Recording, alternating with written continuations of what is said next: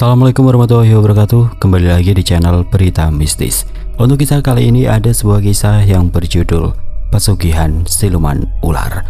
Sebuah kisah dari tulisannya Pijar Horor.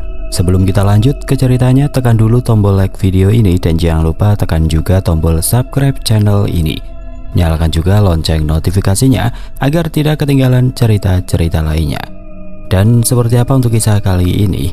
Langsung saja kita masuk ke ceritanya.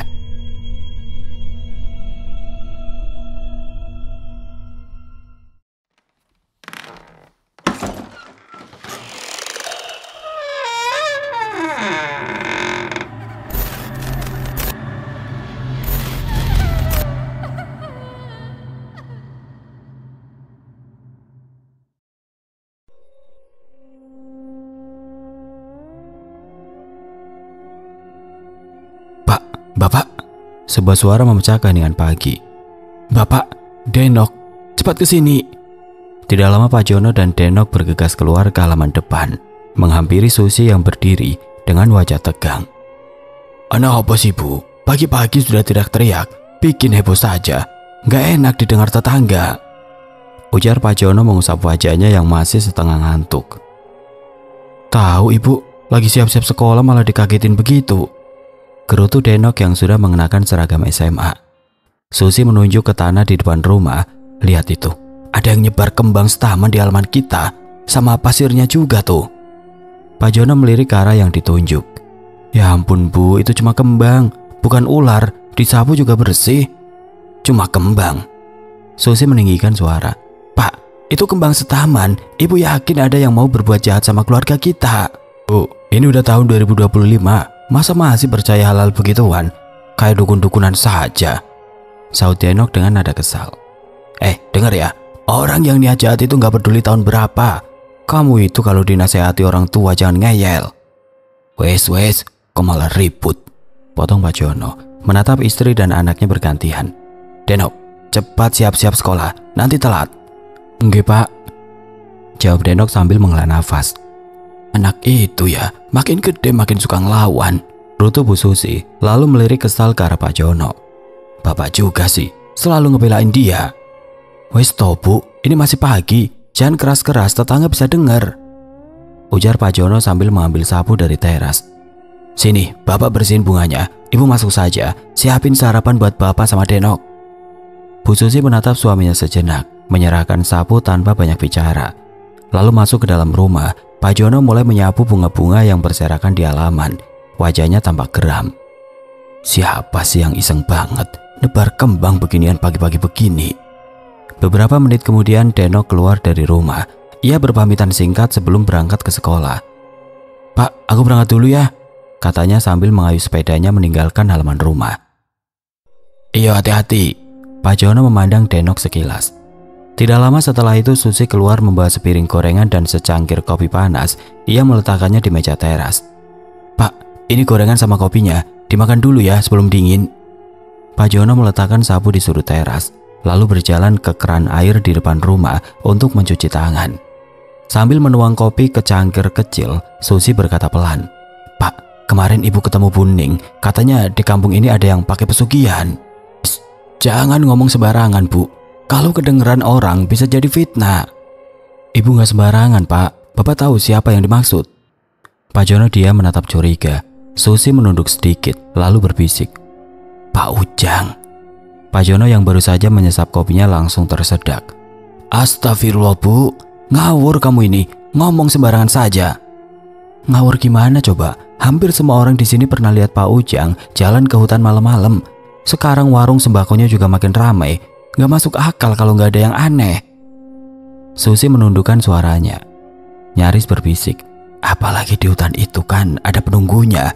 Bapak lupa ya, Nyi Kantil Ireng itu loh yang katanya siluman ular. Pak Jono berdiri menghela nafas panjang. Wes, ora ro, Bapak mau mandi dulu, terus ke kebun. Pagi-pagi kok udah ngomongin yang begituan. Ia melangkah masuk ke dalam rumah, meninggalkan Susi yang masih duduk di teras dengan wajah penuh kecurigaan. Dasar, Bapak sama anak sama saja, gak mau dengar omonganku. Pagi itu warung sayur di sudut kampung tampak ramai. Beberapa ibu-ibu sudah berkumpul termasuk Bu Susi. Seperti biasa, tempat itu bukan hanya jadi tempat belanja, tapi juga ajang berbagi cerita dan tentu saja gosip. Assalamualaikum ibu-ibu. Sebuah suara dari belakang membuat semua kepala menoleh serempak. Tampak Pak Ujang, pria berusia sekitar 46 tahun, berdiri dengan senyum ramah. Ia adalah juragan sembako yang cukup disegani di desa Segorowengi dan belakangan sering jadi bahan bisik-bisik warga. Waalaikumsalam Pak Ujang, sahut para ibu hampir serempak. Beberapa dengan nada menggoda. Mau ke warung ya Pak? Tanya Bu Susi, matanya meneliti dari ujung kepala hingga kaki Pak Ujang dengan tatapan penuh selidik. Iya Bu, jawab Pak Ujang santai. Belakangan ini yang belanja makin banyak, jadi mesti sering bolak-balik ngisi stok. Wah enak ya Pak, hidup makin lama makin makmur, celetuk salah satu ibu dengan nada setengah bercanda. Pak Ujang tersenyum tipis. Alhamdulillah Bu, doakan saja rezekinya tetap lancar. Setelah itu ia berpamitan. Saya permisi dulu ya. Pak Ujang melangkah pergi meninggalkan kerumunan ibu-ibu yang langsung saling pandang, lalu berbisik-bisik. Seolah kedatangannya barusan adalah bahan bakar baru untuk memperpanjang gosip yang sudah dimulai sejak fajar. Lihat tuh penampilannya, makin mentereng saja, pasti pesugihannya sudah berhasil. Celetuk Bu Jamila memulai obrolan dengan nada setengah berbisik. Iya, makin kaya aja dia, sahut Bu Susi sambil memilah sayuran di keranjang. Kalau aku sih lebih baik hidup sederhana tapi halal, nggak mau deh kaya tapi hasil pesugihan, jadi budaknya setan. Timbal seorang ibu lain sesekali melirik ke arah Bu Susi. Makanya lebih baik kaya Bu Jamila, kaya tapi jelas jalannya. Iya Bu, kata Bu Susi sambil menepuk pelan pundak Bu Jamila. Pandangannya menyapu wajah-wajah di sekelilingnya. Oh tentu dong, mana mungkin suami saya pakai pesugihan. Tanpa itu pun bisa kaya, kan kebun cabenya banyak, bahkan sampai desa sebelah. Jawab Bu Jamila dengan nada bangga. Percaya banget deh, soalnya keluarga Pak Sueb emang dari dulu sudah kaya raya. Timpal salah satu ibu lagi. Disambut gelak tawa yang mengisi sudut warung kecil itu. Tidak lama satu persatu ibu-ibu mulai membubarkan diri. Membawa hasil belanja masing-masing, Bu Susi juga ikut melangkah pergi bersama salah satu temannya. Namun baru beberapa langkah meninggalkan warung, terdengar teriakan kecil. Aduh, bagi Bu Susi tiba-tiba. Tubuhnya terhuyung lalu jatuh terduduk di tanah. Bu Susi, kenapa? Tanya ibu yang berjalan bersamanya, langsung menghampiri dengan panik. Nggak tahu, kakiku tiba-tiba sakit banget dan nggak bisa digerakkan. Jawab Bu Susi dengan suara gemetar. Tangannya mengelus kakinya yang terasa seperti ditarik sesuatu dari dalam. Astagfirullah. Bu Susi, tunggu sini ya, saya panggilkan Pak Jono. Tanpa menunggu jawaban, wanita itu segera berlari ke arah kebun cabai tempat Pak Jono bekerja. Sementara itu Bu Susi tetap duduk di pinggir jalan, wajahnya pucat dan matanya menatap kosong ke arah tanah. Kakinya yang semula sehat kini seolah mati rasa dingin. Kaku dan berat seakan ada sesuatu yang tidak kasat mata sedang menggenggamnya erat dari dalam bumi. Kenapa Bu? Tanya Pak Jono yang baru saja masuk ke dalam kamar. Bu Susi menahan isak. Aku nggak tahu Pak, kakiku semakin hari semakin nggak bisa digerakkan, kayak ditarik sesuatu dari dalam. Pak Jono mencoba mengangkat kaki istrinya, namun tubuh Bu Susi justru gemetar hebat. Ia menjerit lirih, wajahnya memucat. Pak, kok rasanya malam ini dingin banget ya? Dingin, kayak ada yang melilit kaki ibu. Hampir 1 minggu Bu Susi terbaring lemah. Pak Jono telah membawa istrinya ke dokter, mantri, bahkan mencoba berbagai pengobatan kampung. Namun semua upaya itu sia-sia. Kondisi Bu Susi tidak kunjung membaik, bahkan semakin hari terlihat makin memburuk. Sabar ya Bu, insya Allah sebentar lagi pasti sembuh. Pak Jono berusaha menguatkan sang istri. Pergi, jangan ganggu aku. Suara jeritan Bu Susi memecah keheningan malam. Pak Jono dan Denok yang sedang duduk di teras rumah segera terlonjak, panik. Mereka berlari ke dalam, menabrak pintu kamar yang terbuka lebar. Ibu, ada apa? Tanya Pak Jono sambil menghampiri ranjang. Ia duduk di sisi tempat tidur, menggenggam tangan istrinya yang dingin dan gemetar. Ada ular Pak. Suara Bu Susi bergetar hebat. Tapi bukan ular biasa. Dia besar, tubuhnya melingkar sampai ke langit-langit. Wajahnya manusia, tapi matanya merah menyala. Lidahnya bercabang, panjang dan di atas kepalanya ada mahkota dari emas penuh darah. Denok menelan ludah, pandangannya bertemu dengan mata ayahnya. Tidak ada yang bicara, tapi jelas ketegangan menggantung di udara. Dia berdiri di sana tadi, lanjut Bu Susi sambil menunjuk pojok kamar. Tubuhnya bersisik hitam kehijauan, basah dan mengkilat, bau amisnya masih tercium. Dia bilang malam ini giliranku. Pak Jono mencoba menenangkan istrinya. Tenang Bu, gak ada siapa-siapa, gak ada ular di sini, semua aman. Enggak Pak, dia masih di sini, dia mengawasiku. Bu Susi kembali menjerit, matanya menatap liar ke sudut kamar. Pak Jono merangkulnya dengan lembut. Wes toh Bu, wes, istighfar Bu. Sekarang istirahat ya. Bapak akan temani di sini malam ini. Kamu nggak sendirian. Bu Susi mulai terisak, tubuhnya gemetar. Sementara itu Denok memandangi pojok kamar yang gelap, merinding. Sekilas ia merasa ada sesuatu yang bergerak di sana. Bayangan panjang, berkelok dan sepasang mata menyala merah samar di dalam kegelapan. Pak, aku keluar ya. Denok berpamitan kepada Pak Jono. Pria itu hanya mengangguk kecil. Pak, gimana keadaan ibu? Tanya Denok saat melihat Pak Jono kembali duduk di teras. Ibu sudah tidur, jawab Pak Jono pelan, lalu menghela nafas panjang. Wajahnya terlihat letih dan cemas. Tapi dia masih ketakutan, terus mengigau, seolah-olah makhluk itu masih di kamar. Denok ikut duduk di sebelah ayahnya, pandangannya kosong menatap pekatnya malam. Pak, Bapak masih ingat kejadian bunga taman waktu itu? Pak Jono menoleh cepat. Iya, memang kenapa? Denok ragu sejenak, lalu berkata pelan. Apa jangan-jangan semua ini ada hubungan sama itu?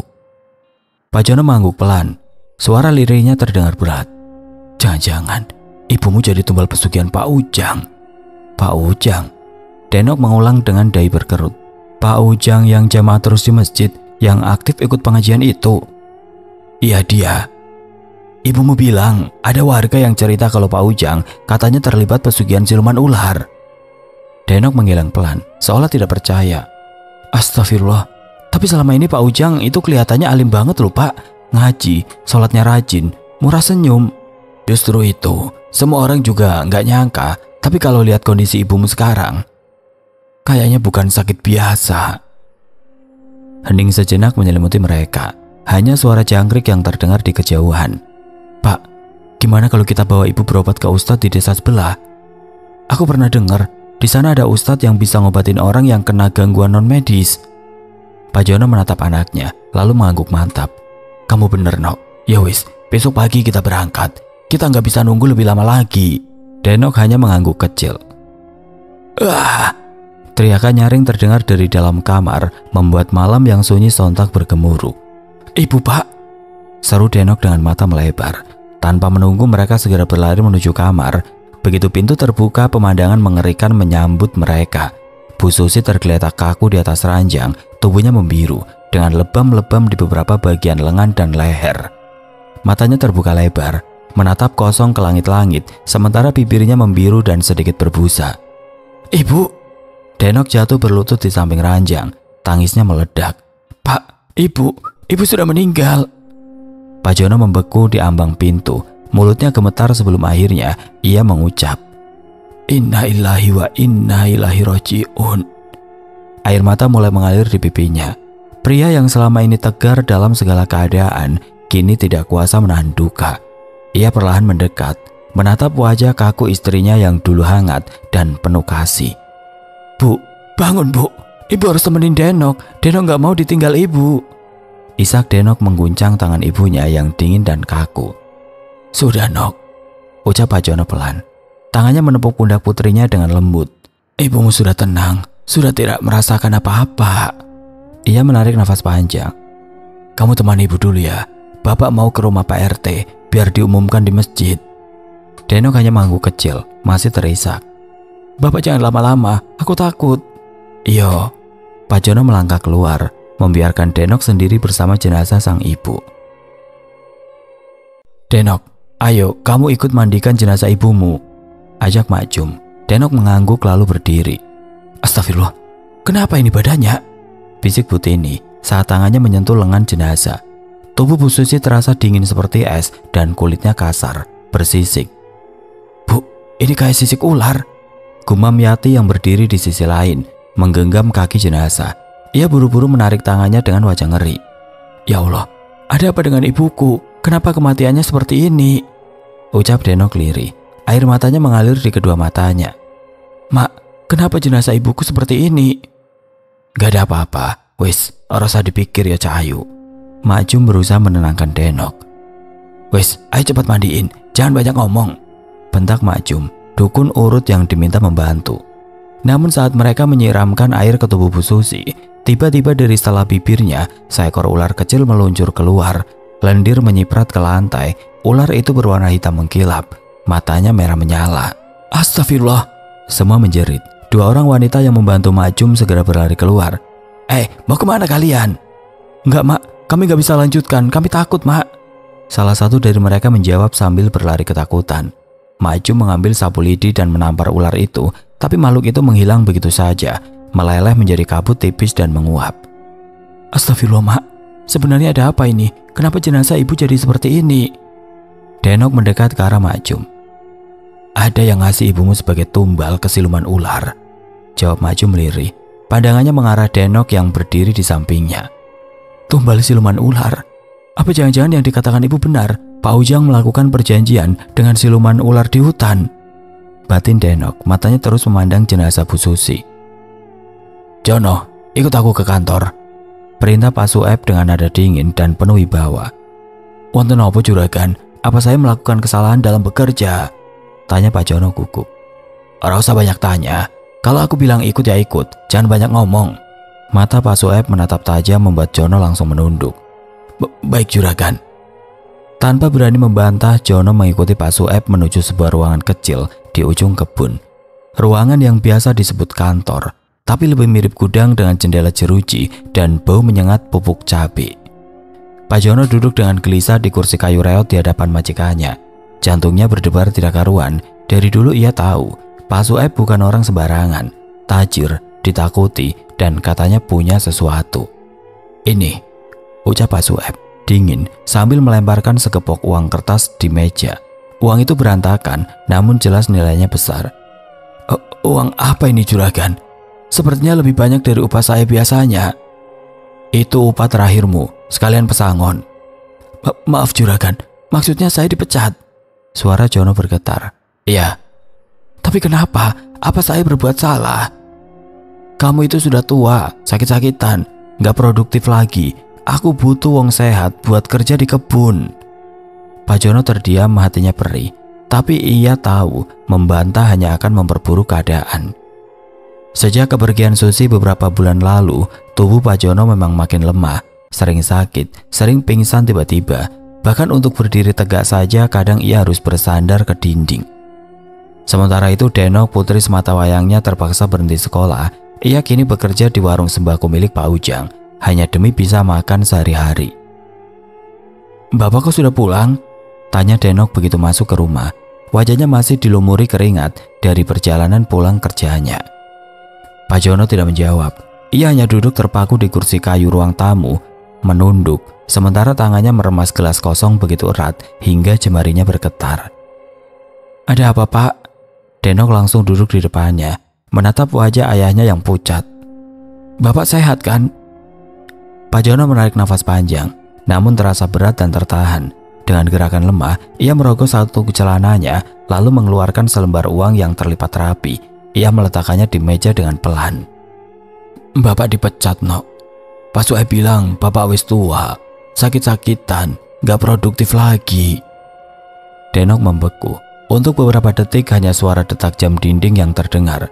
"Ya Allah," gumamnya lirih, nyaris seperti bisikan angin. Ia menggenggam tangan ayahnya. "Gak apa-apa Pak, istirahat saja.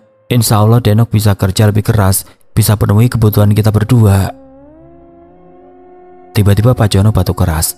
Suara batuknya dalam dan berat, seperti ada yang menyumbat di tenggorokannya. Lalu darah kental memancar dari mulutnya, mengalir di dagu dan membasahi bajunya. "Astagfirullah Pak, Bapak kenapa?" Denok langsung menjerit panik, memeluk tubuh ayahnya yang mulai limbung. Dada Bapak sesak, kayak ada yang nyangkut di dalam, rasanya panas banget." Suara Pak Jono bergetar, lemah, bibirnya sudah dipenuhi darah. Kita ke rumah sakit yuk Pak, ayo sekarang Denok bantu. Dengan susah payah Denok memapa ayahnya berdiri, tapi baru 2 langkah. Brak! Tubuh Pak Jono ambruk ke lantai, keras, kepalanya menghantam ubin, wajahnya membiru seketika, matanya membelalak ke arah langit-langit dengan tatapan kosong. Sementara darah masih mengalir dari sudut bibirnya. Bapak, Pak, bangun, jangan tinggalkan Denok Pak. Denok histeris, mengguncang tubuh ayahnya yang tidak bergerak. Pak, Denok gak mau sendirian, Denok takut, Bapak jangan pergi. Isak tangis gadis itu pecah, memenuhi ruang tamu yang kini sunyi dan mencekam. Awan hitam menggantung rendah di langit, angin bertiup dingin, membawa aroma tanah basah yang menyengat. Pemakaman Pak Jono berlangsung sederhana, hanya dihadiri beberapa tetangga dan kerabat jauh. Denok berdiri mematung di sisi liang lahat. Wajahnya pucat, matanya sembab tidak berhenti meneteskan air mata.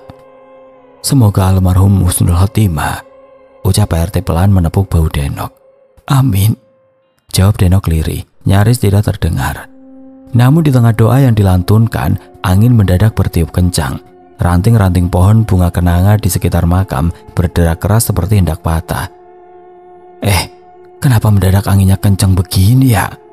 Bisik seseorang ibu-ibu kepada yang lain. Shh, diam, jangan bicara sembarangan di tempat begini. Saut seorang lelaki tua, matanya menatap awas ke arah bukit kecil di kejauhan. Di balik kerumunan, sosok berjubah hitam tampak berdiri jauh di bawah pohon. Wajahnya tertutup tudung. Ia tidak bergerak sedikit pun, hanya menatap ke arah pemakaman dengan tubuh kaku seperti patung. Denok, kamu lihat nggak? Suara Bu Siti gemetar. Itu siapa di bawah pohon? Denok menoleh perlahan. Wajahnya berubah pucat pasi saat matanya menangkap sosok itu. Meski dari kejauhan ia merasa sepasang mata hitam pekat sedang menatap langsung ke dalam hatinya.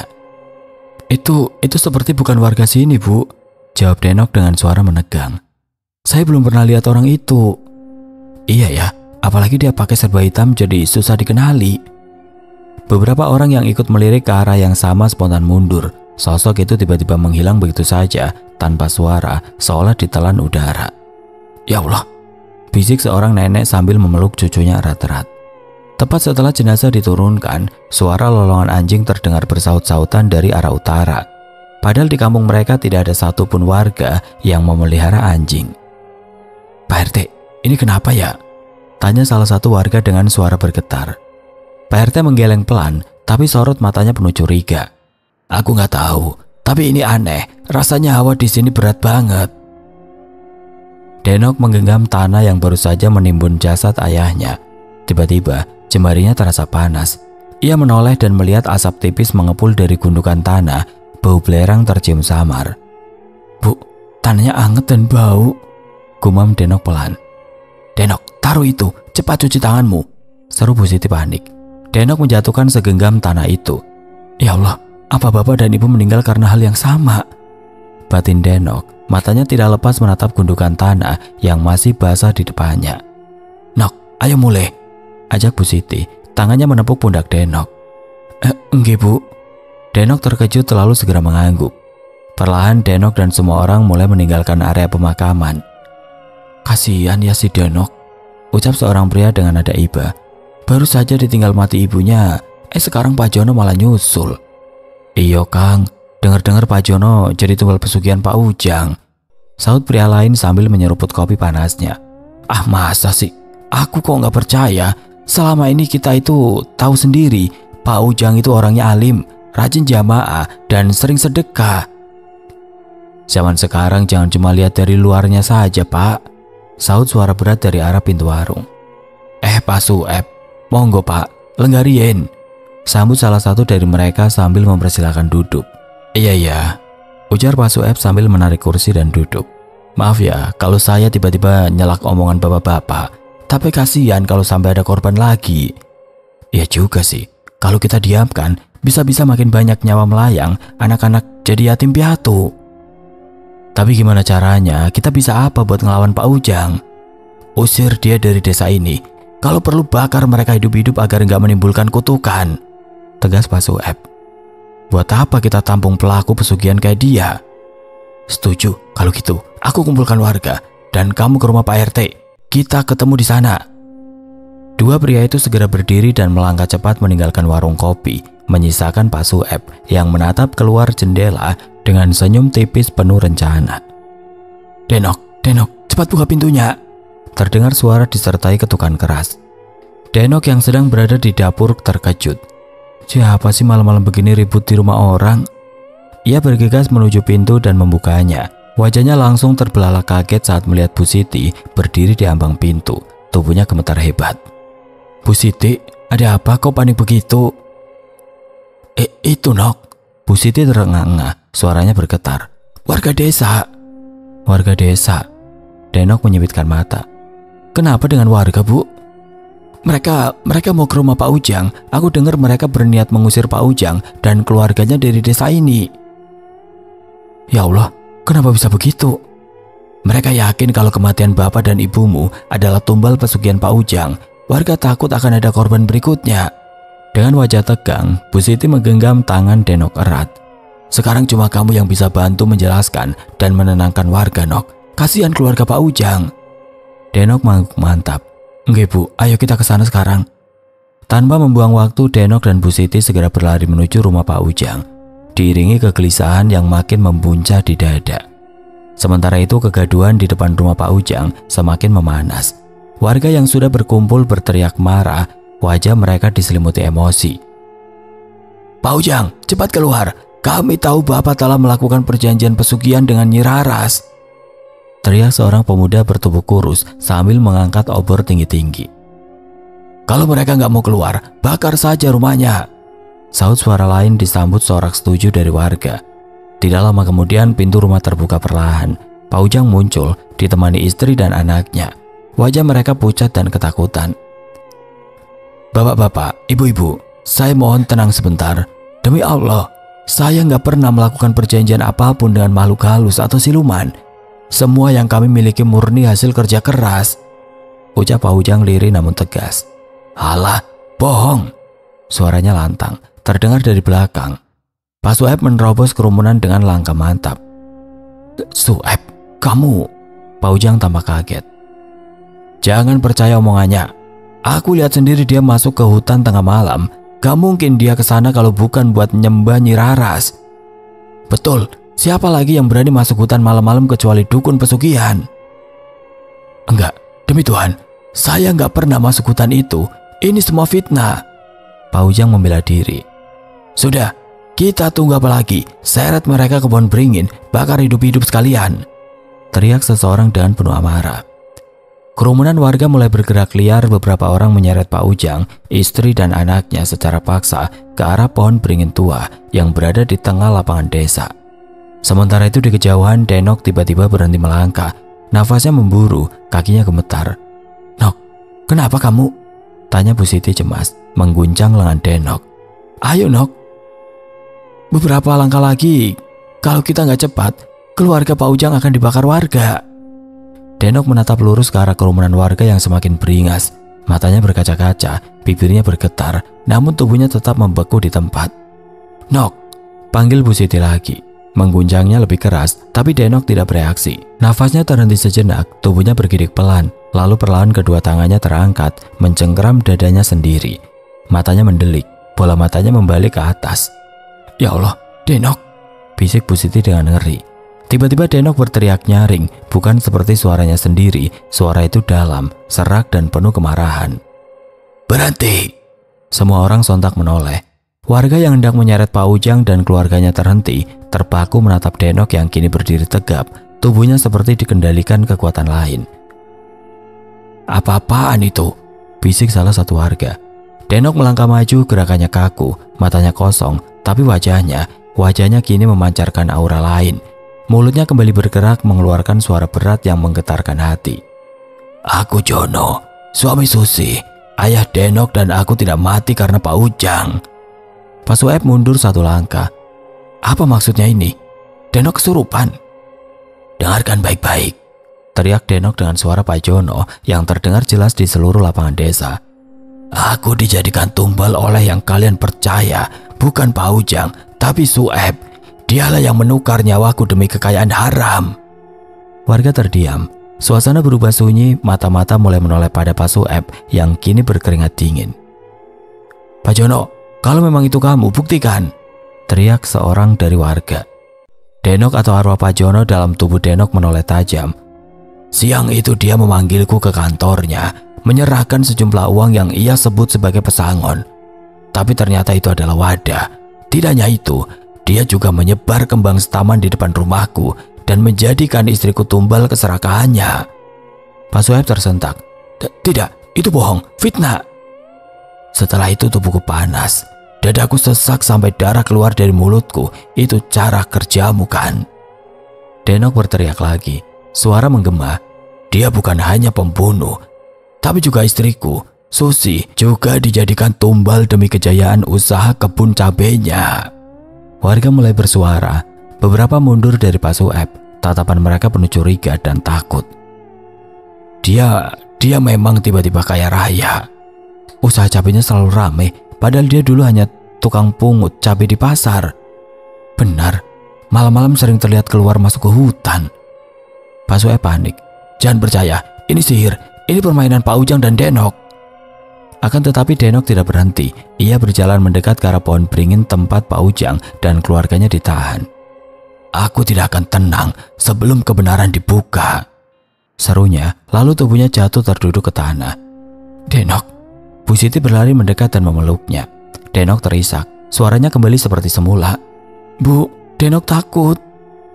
Warga terdiam dalam keheningan, dan semua mata kini beralih pada Pak Sueb yang gemetar, tubuhnya seperti kehilangan kekuatan.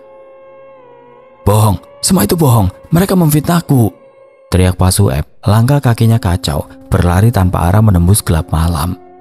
Bu Jamila yang baru saja hendak menuju lapangan terhenti. Matanya membelalak saat melihat suaminya melintas dengan wajah panik dan tubuh gemetar. Pak, ono apa Pak? Serunya bingung dan cemas. Tidak lama seorang pria berlari melintasinya. Bu Jamila segera menahan langkahnya. Mas, tunggu, kenapa suami saya lari ketakutan begitu? Pria itu menoleh sebentar, nafasnya memburu. Pak Sueb katanya dihantui arwah Pak Jono, Bu. Kami lagi ngejar dia. Arwah Jono? Gumam Bu Jamila pelan. Wajahnya pucat. Ia menoleh lagi ke arah suaminya yang kini hanya tampak sebagai siluet kecil di ujung jalan. Tubuhnya terhuyung dan hampir jatuh. Tolong, jangan dekati aku gak salah.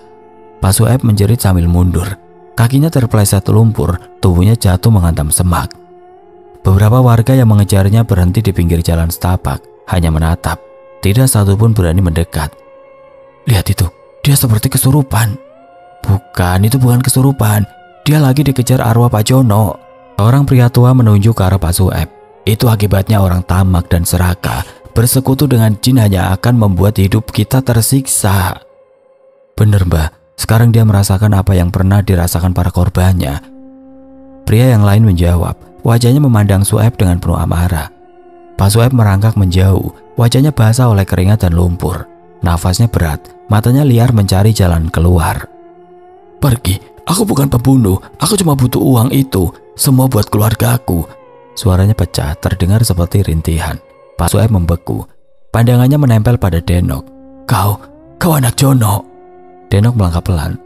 Bapak dan ibuku gak salah apa-apa. Mereka kerja keras walau sakit. Tapi kamu menjadikan tumbal keserakahanmu. Aku cuma nurut perintah. Itu semua demi pesugihan, demi kemakmuran hidup keluargaku. Pak Sueb menjerit. Sekarang kamu dapat balasannya. Denok berhenti beberapa meter di depannya. Langit semakin gelap gulita, hanya obor-obor dari tangan para warga yang menerangi hutan itu. Angin bertiup tajam menusuk kulit. Semua warga saling pandang. Mereka saling merapatkan tubuh. Salah satu dari mereka menunjuk ke arah pohon beringin besar di samping jalan. Lihat itu, ada asap. Asap putih tebal perlahan menggumpal dari balik akar pohon, menggulung pelan ke arah Pak Sueb. Asap itu bergerak seperti ular, melilit kaki Pak Sueb yang masih terduduk di tanah. Ia menjerit, menendang-nendang, tapi asap itu makin erat menggulung tubuhnya. Maafkan aku Jono. Aku cuma ingin kaya, aku gak mau miskin lagi. Ceritanya berubah menjadi isakan. Tubuhnya mulai kejang, dari mulutnya keluar darah segar seperti busa merah yang menyembur dari dalam perut. Pak, Bu Jamila akhirnya tiba, berlari ke arah suaminya yang menggeliat. Tolong tolong suamiku, jangan diam saja. Akan tetapi tidak satupun warga mendekat. Bahkan Denok mundur perlahan, tatapannya kosong. Pak, Bu, tolong selamatkan suami saya, ampuni dia. Jamila memohon kepada semua warga, namun mereka hanya diam tanpa suara. Dia dibawa arwah yang gak tenang, gumam seseorang yang berdiri di belakang. Pak Sueb menjerit sekali lagi. Kali ini suaranya nyaris bukan suara manusia, melengking panjang seperti dari tenggorokan yang patah. Tiba-tiba tubuhnya seolah ditarik ke belakang oleh tangan tidak kasat mata, meluncur begitu saja ke dalam jurang yang cukup dalam. Seketika tubuh itu lenyap. Tidak ada bekas, tidak ada jejak, hanya sisa suara tangisan Bu Jamila yang terdengar menyayat. "Ah, Bapak!" Teriakan Bu Jamila pecah, menggema di tengah hening. Tanpa pikir panjang, kakinya berlari ke arah tepi jurang, tangannya terulur seolah masih bisa meraih suaminya. "Bu, jangan!" teriak seorang pria, namun tubuh Bu Jamila sudah nyaris melompat. Beberapa warga sigap menarik lengannya, menahannya agar tidak ikut terjun ke bawah. "Lepaskan, aku mau nyusul Bapak!" Ia meronta, air matanya mengucur deras. "Bu, tolong, tenang, sabar." Seorang ibu memeluknya erat. "Pak Sueb sudah pergi, ikhlaskan." Bu Jamila terjatuh di pelukan warga, tubuhnya lemas, tangisnya pecah tidak terbendung. Warga terpaku, sunyi, bahkan jangkrik pun tidak bersuara. "Kita harus adakan selamatan," ujar Pak RT pelan. "Iya, sebelum malam Jumat, kita harus bersihkan desa ini dari dosa pesugihan." Suara seorang warga menjawab. Pak RT berdiri di hadapan warga. Wajahnya tampak lelah tapi penuh tekad. "Kita semua sudah lihat apa yang terjadi. Harta bisa dibeli, rumah bisa dibangun. Tapi jiwa, kalau itu yang dikorbankan, apa gunanya semua kemewahan? Jangan pernah tergoda jalan singkat. Kaya itu bukan soal emas dan mobil. Kaya itu kalau hati tenang dan gak ada yang dihianati." Pak RT menoleh sekilas ke arah jurang. "Ambil pelajaran dari sini. Pesugihan bukan berkah, tapi utang pada kegelapan yang minta bayarannya dengan darah." Benar, Pak Sueb kini sudah menerima akibat dari perbuatannya sendiri. Salah satu warga menjawab lirih. "Mari, sekarang kita pulang. Jadikan apa yang terjadi malam ini sebagai pelajaran untuk masa depan." Mereka berjalan bubar. Beberapa ibu memapa Bu Jamila yang histeris. Denok tetap berdiri di tempatnya, memandangi tanah becek di mana Pak Sueb menghilang. Ia mengusap air mata dengan tangan gemetar. "Bapak dan Ibu pasti sudah tenang ya. Kalian sudah dapat keadilan." Denok tersenyum ke arah langit malam, sebelum kakinya meninggalkan hutan bersama warga yang lain. Langit mulai meneteskan rintik hujan, tapi tidak ada yang bergerak. Hujan itu seperti tanda penutup untuk malam berdarah yang tidak akan mereka lupakan.